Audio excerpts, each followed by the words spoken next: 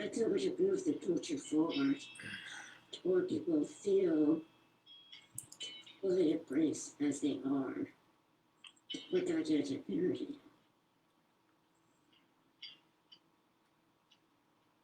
I have to say, I wish Hello. I had all Hello, the hello. day to talk with you guys. We are 1 minute away from the radio show. I wanted to talk about it's on right now. We only really have a few minutes left. Alice, they actually don't have a few minutes left. They only I'm someone who 1 minute. believes very strongly in They don't know that. manifestation. So to help you manifest one of the goals in your introduction, I feel like we should give voice in this podcast to a call that you make for a disability-centered imprint at one of the big 5 publishers that's led by disabled editors. All right. It is now, sorry to interrupt that previous show. They went a little over, I guess. This is Monkey Mind with Rob. You are listening to WHIV in New Orleans, Louisiana, 102.3 FM. We honor independent voices. And as I said a moment ago, this is Monkey Mind with Rob. I am Rob. This show is about living in one's moment and brain cancer. So it's got some health. And I guess it's all health, really. Living in one's moment is all about the health. What else we got? It's was going to go really kind of embrace the controversy today, but I kind of, just like with the cancer, I've been kind of backstepping that one a little bit because it kind of doesn't matter. Because what's at the source of that is us living in our moments and kind of making peace with that and really practicing that. I think everything boils down to you and I in our own little personal jam and making peace with what is. I was kind of taught, okay, so in the brain cancer thing, I guess I'll say that briefly, see how quick I can do it. In right before Katrina, I guess, or was it right after Katrina? I don't know, I can't remember that part. Okay, 2005, I forgot. So I have, some people I think categorize me as having brain damage. I don't. I was told not to by my Reiki. I have a part of my right frontal lobe that has been removed from the cancer. I had a GBM, like I said, back in 2004 or 5, I guess. Very rare to survive it. At that time period, basically the consensus was that you had 6 months to live after your first diagnosis of it. Nowadays, I think it's around more like a year. And I think most of the protocols that I've been seeing, they just jacked everything up a lot. A lot more of the drugs, they do it longer. And I think they're a little bit more tolerant of people being getting sick on the meds. As that's like, it's basically they're pumping you full of a lot of chemo, poison, and all that kind of stuff. So, yeah, so I had that. Why did I bring that up? Oh, I was trying to explain the part of that show, I guess. So anyway, so I drop out a lot of stuff. I get things kind of confused. And then right off the bat, I got to say, all this stuff that I spew out is I'm not a doctor. I just base this on either stuff that I'm thinking at the time or what I went through personally that I can remember properly even. So that you got to take with a grain of salt too. I have a lot of people, not a lot, but I have a few people that argue my, course of events or something like that, my the history. I really try and practice living in my moment. I think I always associated me getting actually cancer with being very, lots of negative speak. And I thought it lowered my immune system and so forth. I was stressing a lot of stress, a lot of kind of self-hate, that voice in my head was kind of going after me way back when, and I guess it still does every now and then, but not as much. And a good practice is just, it's like noticing something. It's like paying it, giving it attention. It kind of almost quiets it. The only thing I did kind of unique with my brain cancer, for anybody who has got friends, family, or themselves that are going through it, I guess I did a unusual really fast-paced protocol when I got on chemo, CPT 11 and Avastin, and I've been told, I don't know if this is true, that I was the only person to complete that combo cocktail. And the only reason I was, because I lied about it, I cheated, because I thought I was going to die if I didn't get through it. So I was trying to hide everything from my doctors so I could keep on it. And if you got sick, they'd take you off of it, which seems, I know, insane, like you're going to die. So who cares if you get sick? But that's what they were doing. Yeah, so that was that. That was kind of a real changer for me. I got turned on after it to really noticing, by some different people, noticing my negative speak.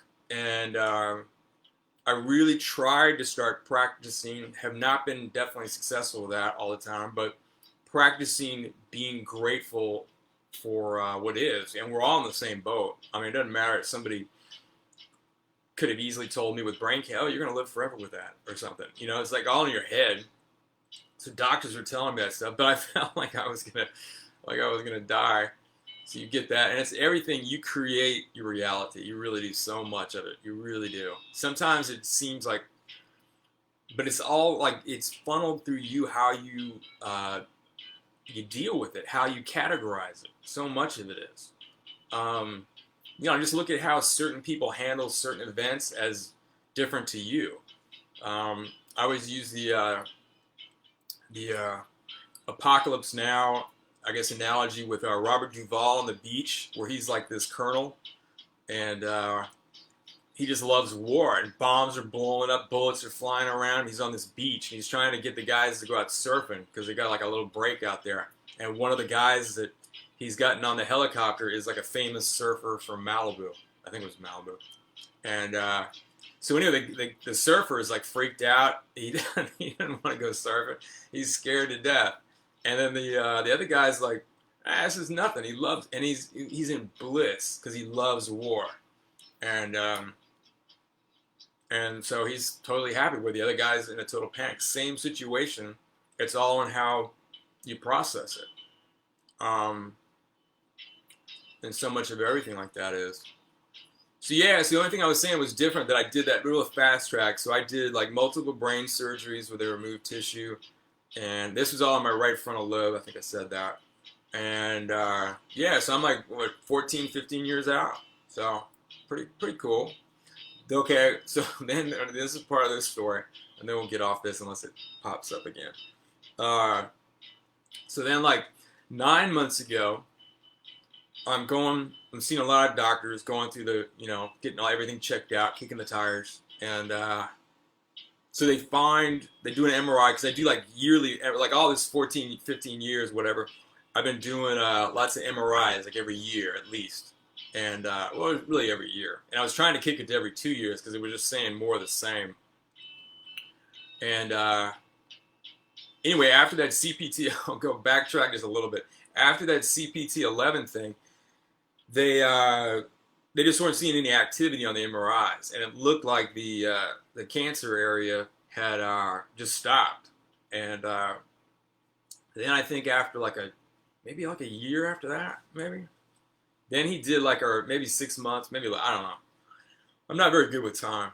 I don't believe in time. It's always now. But so what am I saying?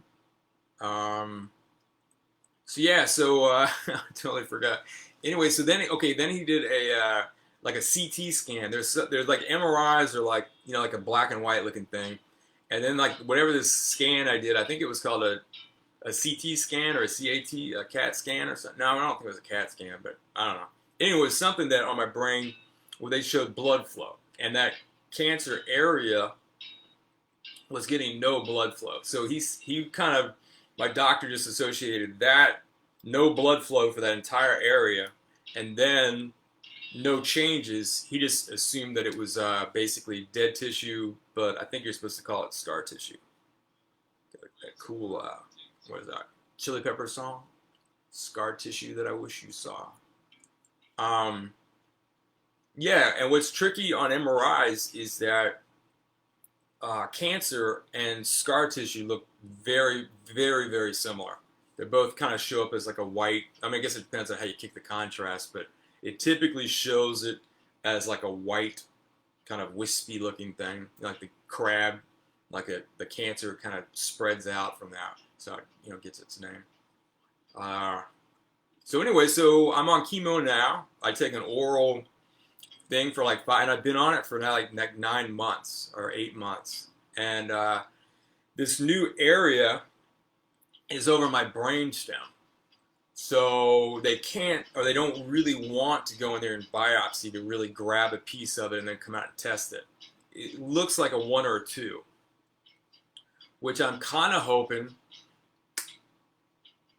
my intention, but I don't like to shoot things out there too much because y'all ever get that thing where it's like the jinx, like you get yourself kind of pumped up? I had that a lot with going through my my cancer experience, where you kind of really start getting those hopes up, and it's like, all right, you just gotta, hunker down and just stay in it, and just stay in it, and stay in it, and stay in it, and not like start, getting into the future with success or failure or anything like that. Just being more in your moment, being grateful for what you have, and doing the best with it. Trying to be positive, healthy, so you can maintain, because it's all doing all those the chemos and the meds and stuff. It's just really a drain on your body. Kind of causes you to get weak, because it's trying to like basically, it's kind of like poison. So it's going to kill the cancer, but it's going to kill you too. So it's like this balance of how they can do that. And so much of stuff, I think, with doctors, with hospitals, with the conglomerate drug business, it's kind of in a lot of ways a scam, and it's very like, I never really put too much, though I always wanted to like my doctors. I think that's just such a key thing, to surround yourself by as much positivity as you can, and to create it too, to take it upon yourself to find the joy in your moment, whether you're stuck there on a hospital bed, because this is your experience, this is your now, and it's kind of a way to embrace it and move on. You don't want to, because your truck gets stuck in a ditch, you don't want to just sit there, but you have to kind of make peace with that is that is your is, and yeah, when it is, I go back to this other thing. It's always about like these 3 things. Just living your life.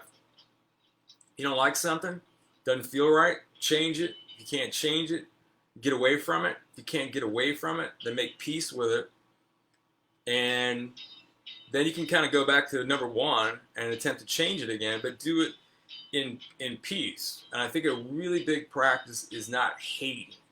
Hate, I think, is just so counterproductive. All it does is hurt you, really, and I think it's just useless. Change stuff because it's not right. It's hurting people or something. Like, change it. If you can't change it, get away from it. Can't get away from it, then make peace with it. Surrender to it. So much of this stuff too. Now with the monkey mind. So anyway, I take chemo now. I'm kind of hoping this area over my brainstem, and they can't really, like I said, they don't really want to go in there to cut on it or to even biopsy it, because it's such a, I guess, sensitive area.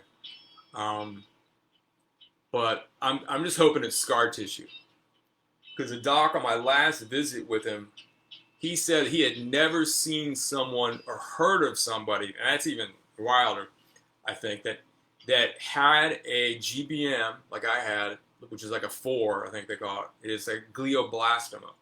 Very, very lethal. But when it's treated, it almost never comes back. Or like I said, he's never heard of one coming back as a 1 or a 2. And that's what my contrast looks like over my brainstem. So I'm kind of hoping, but he's kind of, both my docs, I got 2 different docs that aren't really eye to eye, but both of them are kind of stuck on this being a 1 or a 2, a lower grade cancer. But like I said, the doc said that he's never heard of a 4 coming back as a 1 or a 2. So I don't know. I mean, I kind of feel like when this first got diagnosed, I was really dizzy and stuff. It started to kick up again, where I was having like vertigo, and yeah, it felt like something. And then I just feel like it's kind of moved on. I did some, classes because apparently we have, I had no idea this, but we have crystals.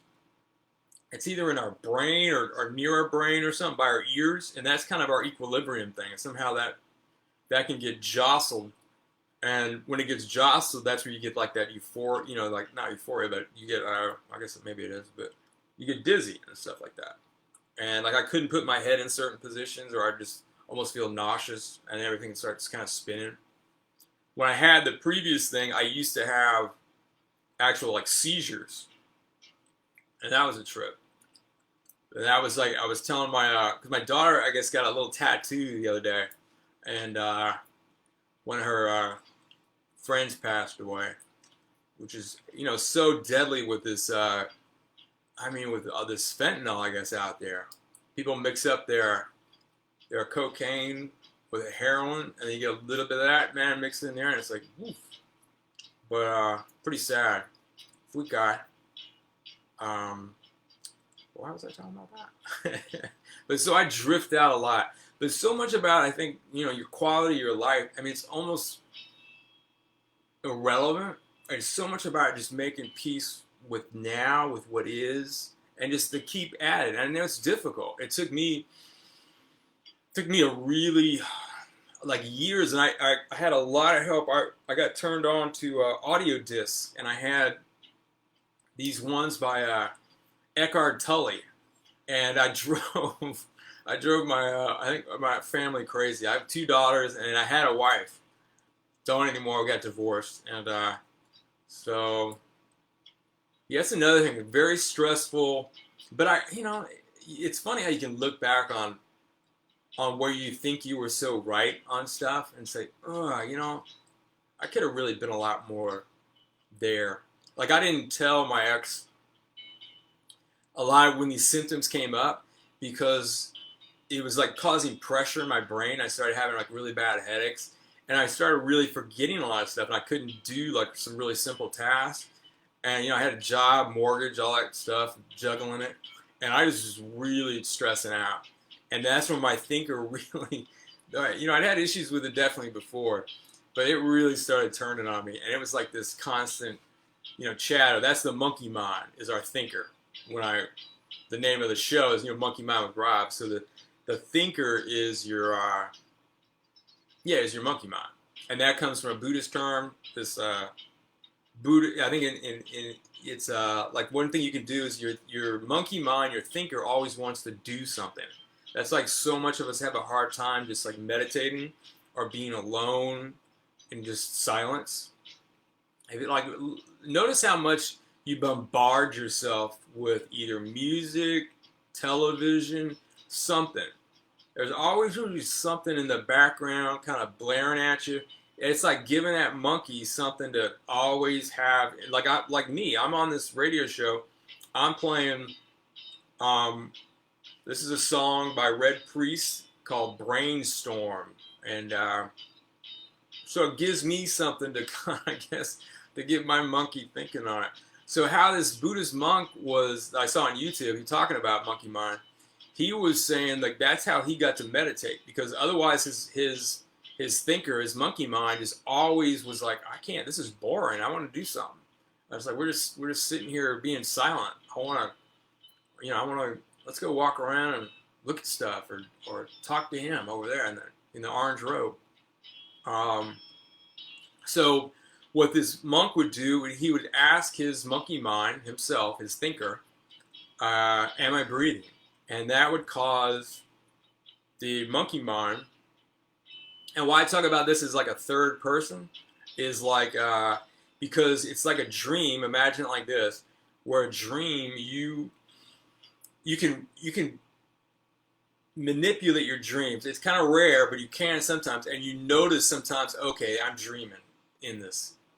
And it's kind of the same thing. It's like a duality. Like there's like a consciousness that's within you that is more like an awareness. I think you could sync it up to like a soul or your spirit.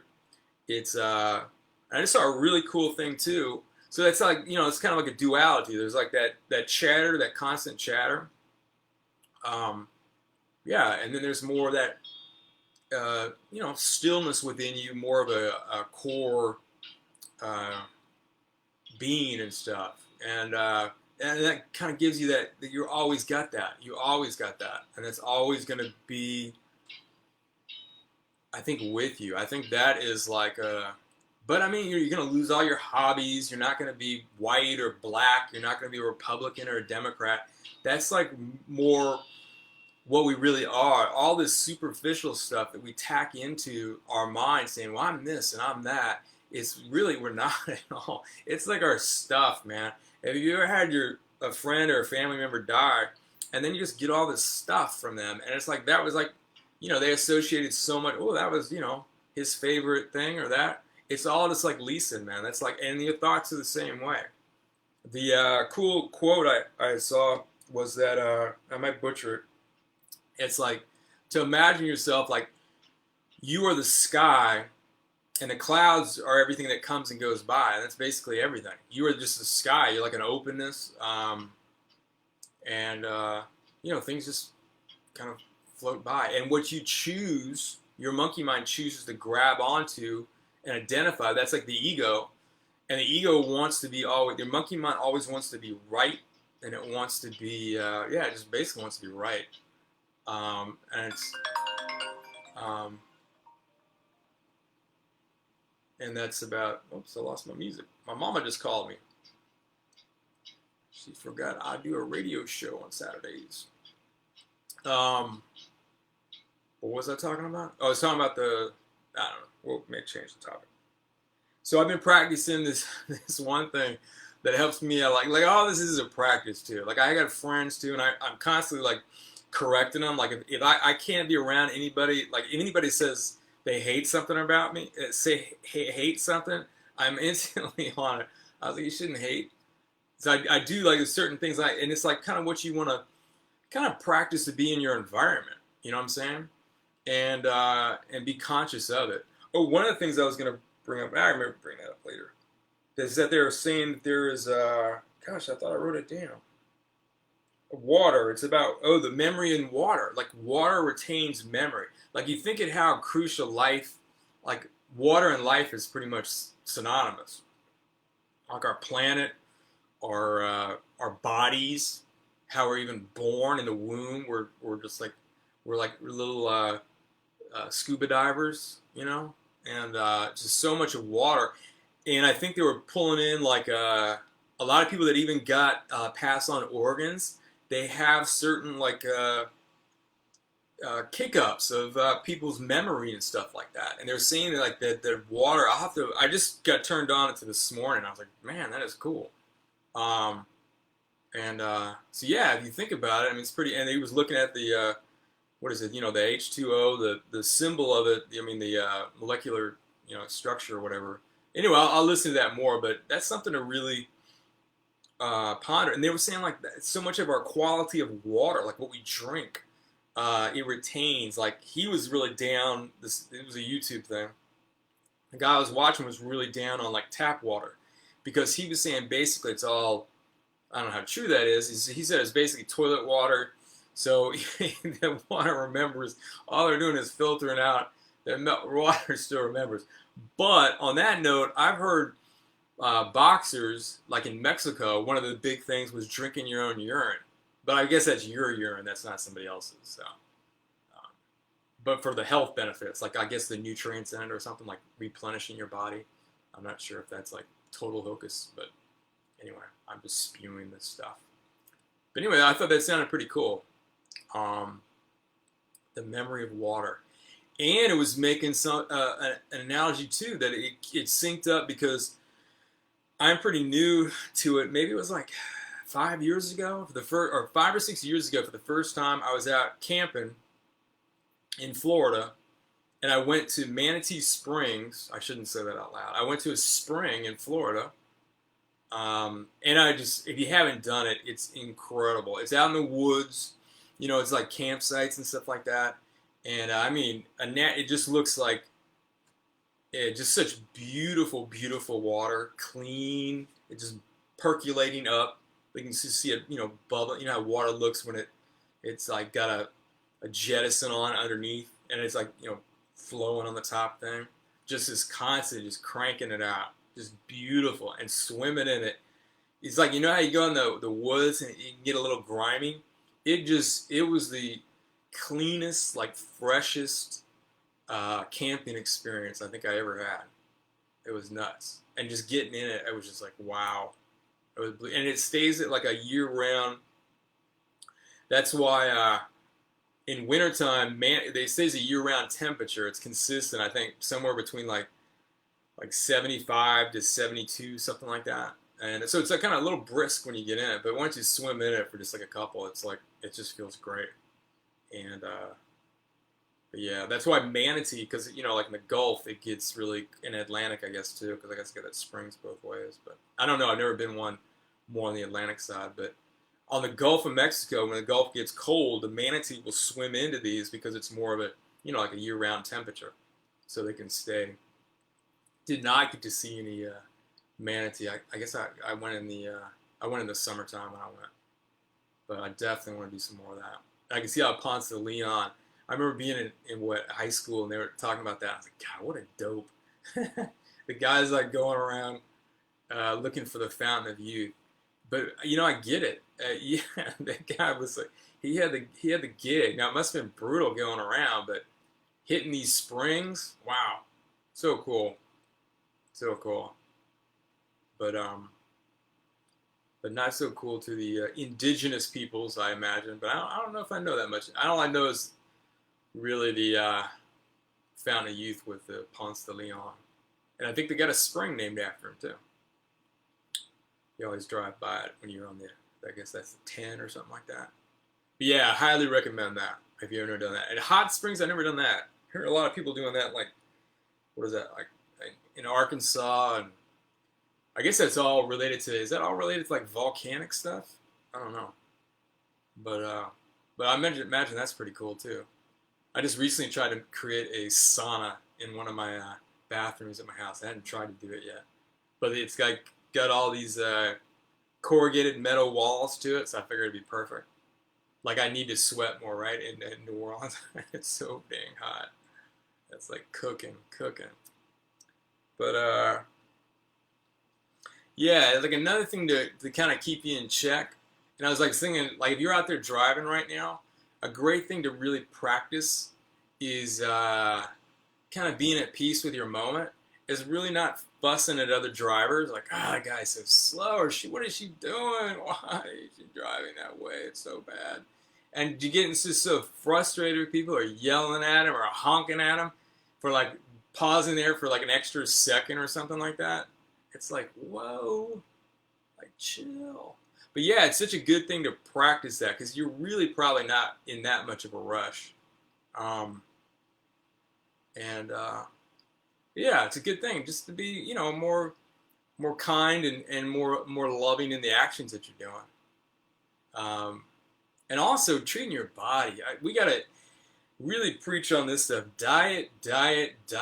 And that's so much even with cancers too. Cancer loves sugar. Sugar is not really natural to us. We are, and I know this turns a lot of people off, we evolved as meat eaters. We just did. We were hunters gatherers, like light on the gathering, heavy on the hunting. That's why intermittent fasting works so well, because a lot of times we didn't get a kill. We traveled. We didn't have settlements. When we started doing settlements, that's relatively new in our evolutionary thing. So our bodies just can't really process all this grain and even in all these fruits. It's just too much sugar. It's too much sugar. Sugar and these carbs are making like everybody fat. It causes inflammation in the body because it can't directly use it as energy. That's like I was watching this doctor talking about how he was having so less bowel movements. He wasn't pooping as much. And the reason for this was because he was eating all meat. And what we've been taught, just like so much stuff, that the game of telephone, that what we've been taught as kids is just not some of it. Now, some of it's, good stuff, but some of it is not. And a lot of it has been to keep a select few in power and monopolize stuff. Like, yeah, I mean, it's pretty hardcore. If you almost go through every industry, it's about people, and some industries that shouldn't be though, like legal. The legal profession should be kind of like being a doctor. You should get a certain amount of money so that you can live, but it should be because you want to help and you believe in justice or you believe in people's health, and that's just like the bottom line. It shouldn't be so monetary because people can't balance that. I mean, you can look at so many examples of it.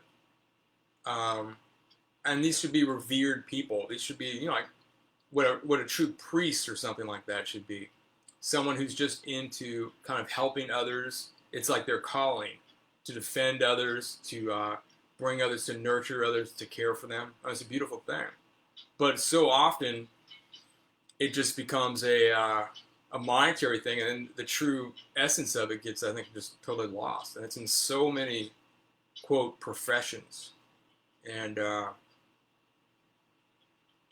I've definitely seen that. And it's just like the obesity that we're getting, or whatever you want to call it, is just rampant. And it's just because of this diet. It's like, it's not about exercise. And exercise is great for you. But it's about what you're putting in your body.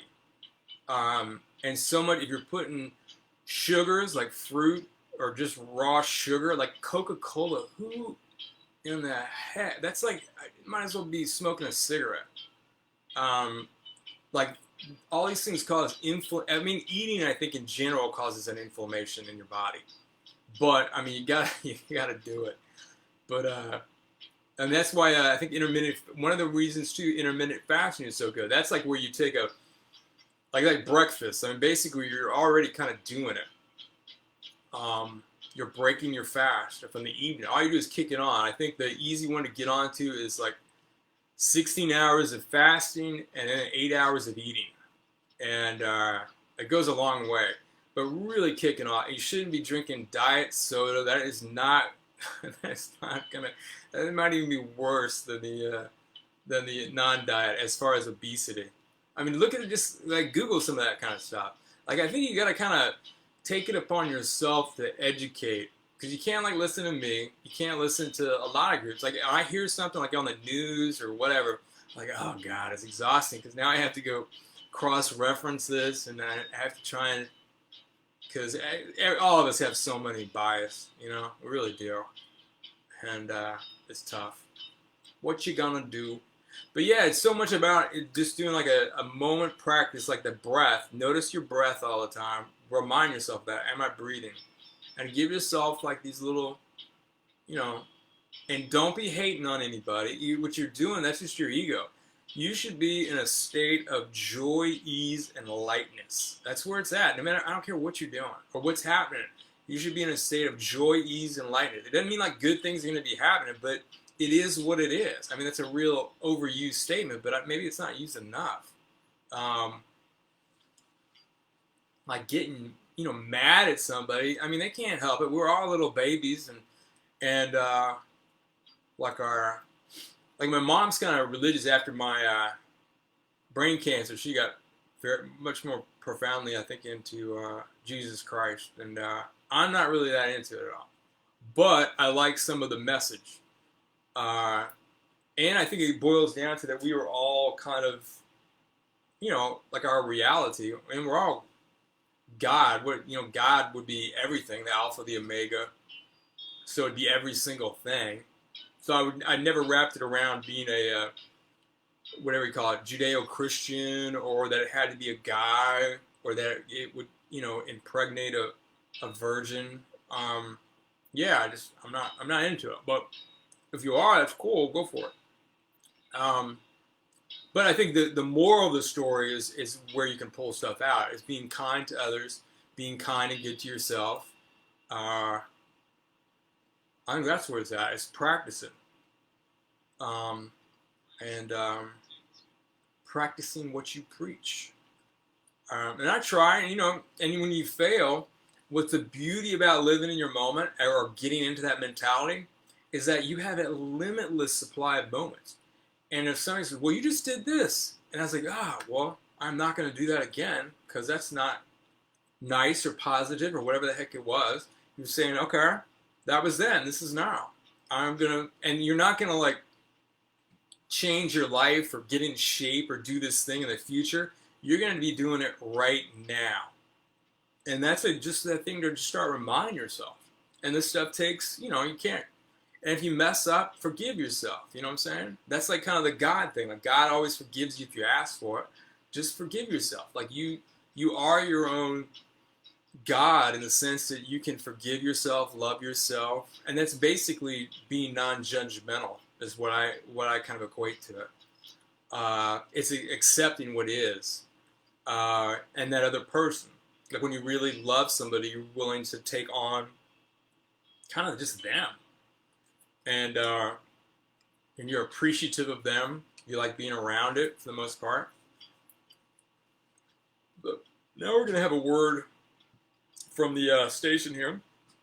And again, you are listening to WHIV in New Orleans, 102.3 FM. We honor independent voices. Did you know that 102.3 FM WHIV LP New Orleans has been broadcasting for 5 years? We are able to honor independent community voices like Monkey Mind with your support. T-shirts, hoodies, fanny packs. We got all kind of swag goods that you can buy and wear. I have the black tank top with the Superman style logo. It is on placement. I think in the T-shirt biz, that's what they used to call that. It says WHIV, and it's got a really cool, it's all black and white, and it's got a really cool, like, old-timey, I guess it would be like one of those chrome microphones, the crooners would sing into. So it's got on it, and lightning bolts coming off of it, always cool.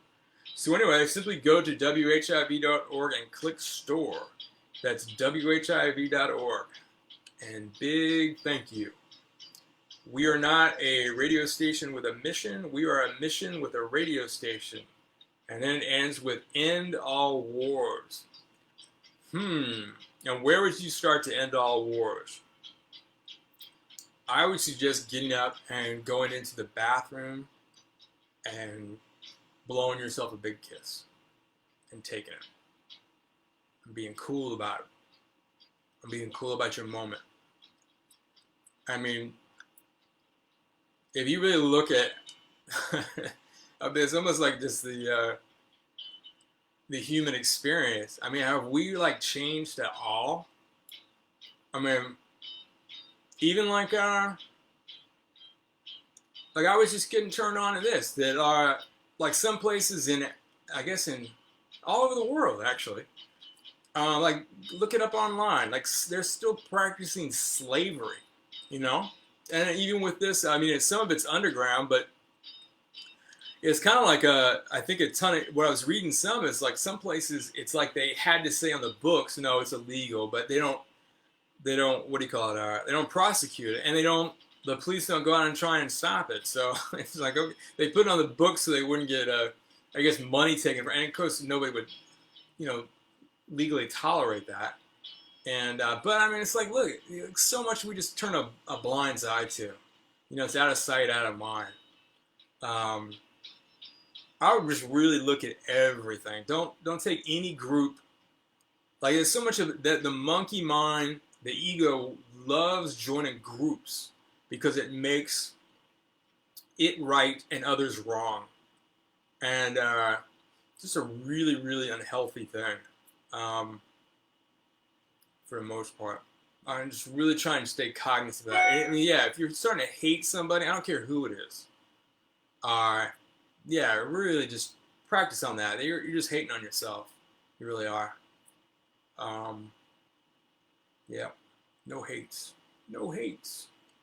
And if you find yourself in a relationship that goes from love to hate, I'm not saying there ain't some love there, but And that is not a love. That's not love. Love has no opposite. Love is love. Hate is hate. Hate, you're just ego tripping. Most people that hook up, they're turned on, of course, physically or something, but it tends to be an ego affair where they bond on satisfying, the ego of being right and others wrong. And as soon as they stop, like I have some people that are kind of close to me, and it seems like their bond is just like getting together and dissing on people and hating on, talking just smack. And that's how their relationship stays together. And then every once in a while it'll switch and it turns on each other, and then they get real volatile, and then it kicks back to then the other thing. And or I said, it's like a judgment thing. It's like not judging is so much a part of love, and not judging each other so hard. And it's difficult. But what you do is you just practice stuff, and you've got, as I said, endless nows to do it. And you're not going to do it in the future. You're not going to do that thing in the gym. You're going to do it right now. And say I love it. Like you find yourself in a situation that's maybe not feeling as good, or just maybe you find yourself in a situation that's just cool. Just tell yourself, I love it. I love it. And the other one I use a lot is F it. And because most stuff is so not important. It really just isn't. I mean, just is. I mean, I guess everything is kind of tied together, which is as much of a unity as it's not. Like I get, like my latest preoccupation has been like kind of traveling. Like I want to kind of travel again. And I have to really kind of catch myself because it's so much about now. I mean, that ain't happening, traveling. When I travel, I'll be traveling. And hopefully I can wrap myself into it. And I can also be patient when I'm on the road driving with others. Because a lot of times when I'm on long road trips, I come across some people that have some interesting driving styles. And I formed like personalities with the drivers. And I remember when I went up to see my older doctor, I drove to Houston by myself. And when I was in the room with him, he's like, "Are you still driving?" or something like that. He was just like asking me. I don't think he knew that I drove there. And I was like, "Yeah, of course, I drove here." He's like, "What?" Okay. I guess he thought I had so much tissue removal or something that I was no longer a driver. I was like, "No, man, I drive." Now, I did have some issues with that back in the day, especially with the seizures. But I could usually feel those coming on. So I just pull over and put it in park, have my little seizure, and then I'd wake up all sore. But that was after I think I knew I was getting them. I had this thing where I would look over my left shoulder. It was real creepy. I was like, ooh, it's coming. But yeah, so much. Go back to the joy, ease, and let me go through this thing. My list here. Oh, we are not a group. Oh, yeah, I already read you all that thing, right? You are the sky, and the clouds are what comes and goes by. It's also like this thing that I can leave you with thinking to is on you are not your thoughts. And that, I think, very much correlates with that last thing I just read about the sky and the clouds. It's like you are like an expanse. Your thoughts are not you.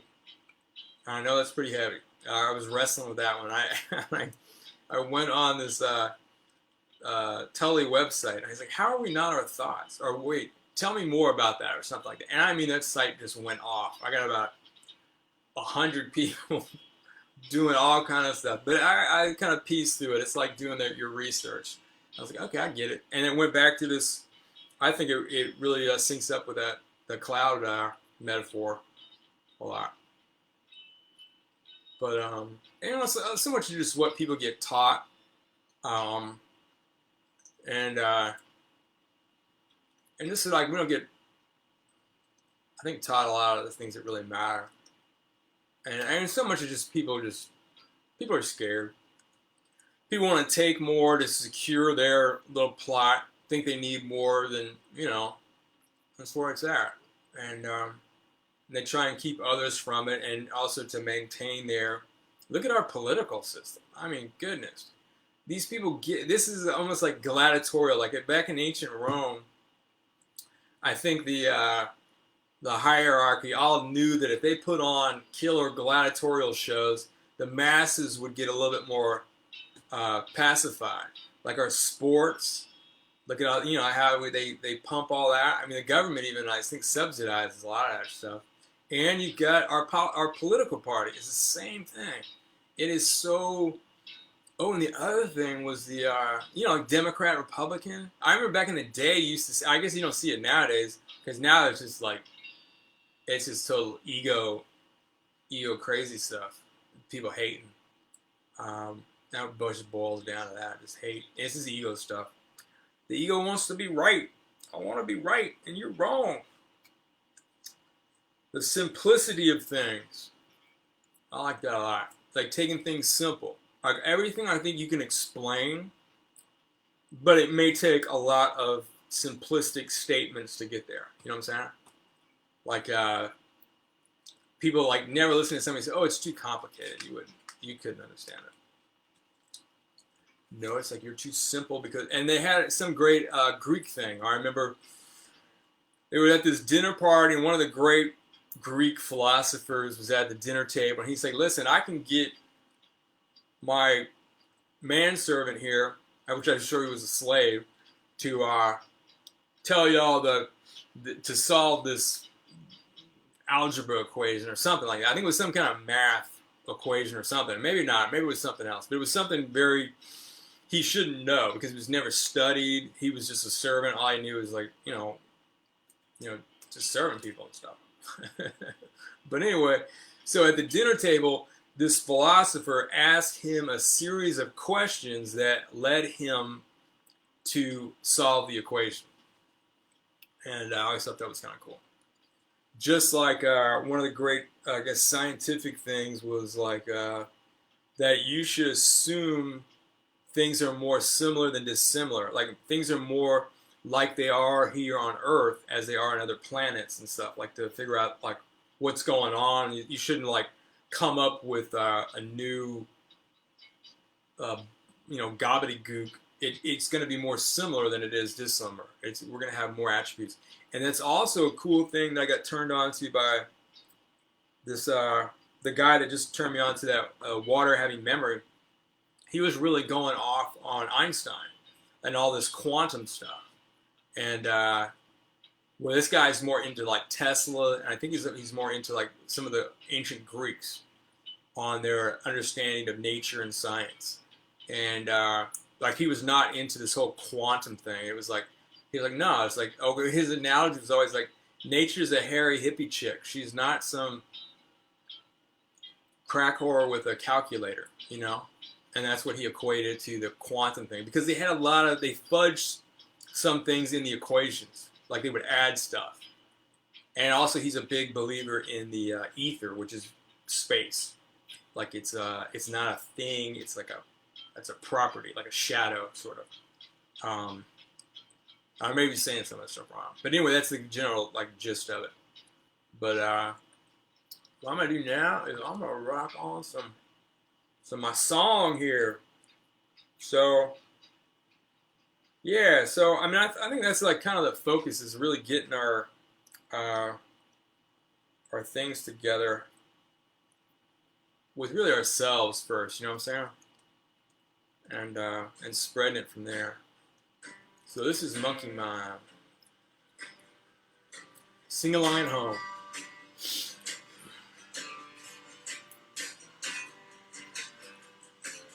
Hey, monkey. Yeah, I want you to love me. Monkey, I wanna love you when I feel you, you my monkey. You're so mean and cruel, but you're mine, oh mine, my little monkey. Little boy had a life-size toy. It was a monkey. When I'd squeeze it, made a cute sound. Hey, monkey, I want you to love me. Monkey, I wanna love you when I feel you, you my monkey. You're so mean and cruel, but you're mine, all mine, my little monkey.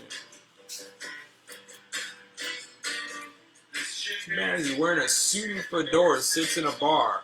He tells a joke to the bartender, who's also a chimpanzee. The joke is about two penguins. Hey, monkey, I want you to love me. Monkey, I want to love you when I feel you, you my monkey. So mean and cruel, but you're mine, all mine, my little monkey. Watch out, those goddamn monkeys bite, I tell ya. Bite me.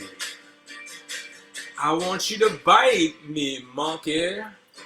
I don't really care, you're not mine, all mine. You with me all the time. Hey, monkey. We feel you, but we ain't one. Hey, monkey.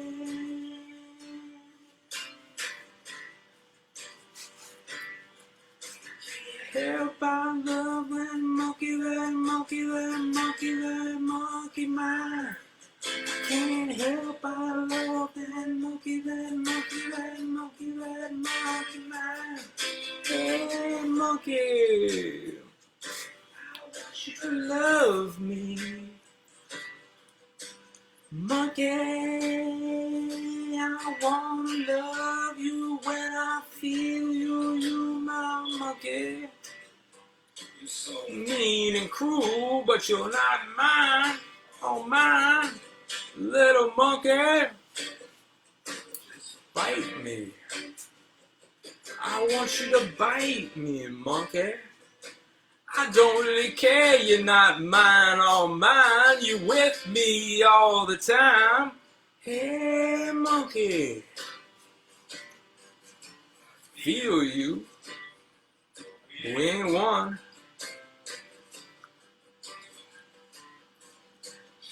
Help, I love that monkey, that monkey, that monkey, that monkey mine.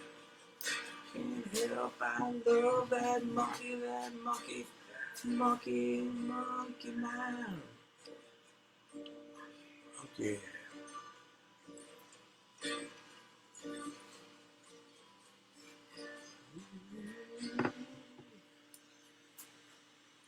All right, y'all. Love yourselves. Be good.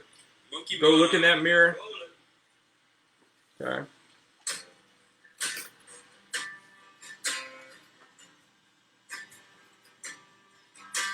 Oops. Did the wrong thing here. Thanks. What? What? My brain can't handle too much tequila in the morning. Is that tequila? Too much tequila in the morning making my crazy. False sense of wellness. Whoa.